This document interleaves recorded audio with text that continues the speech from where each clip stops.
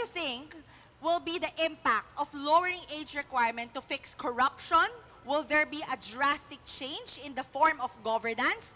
And do you think will that strengthen the credibility of the types of leaders we have in our country? Mababawasan or halos mawawala ang corruption if bababa natin yung age requirement. Kasi according to studies, ang mostly na involved sa corruption scandals ay yung mga older politicians. So, kahit meron mang age requirement, magkakaroon pa rin ng corruption kasi kahit hindi naman naka-base sa age yung corruption or anything about that. Kasi Yun nga, sinabi mo na hindi naman nakabase sa age yung corruption. So bakit mo sinasabi na yung older politicians are connected to corruption, kaya nga hindi nga yun sa age kasi nga hindi porket matanda sila is marunong na sila, hindi na nila kayang kumurap. Eh, sila nga yung pinaka-involved sa corruption na yan kasi hindi nga about sa age. What about about yan the sa other character mo senators at sa that integrity mo. What about the other people who aren't connected to corruption? They're going to be connected to the stigma that older people are corrupt na agad porket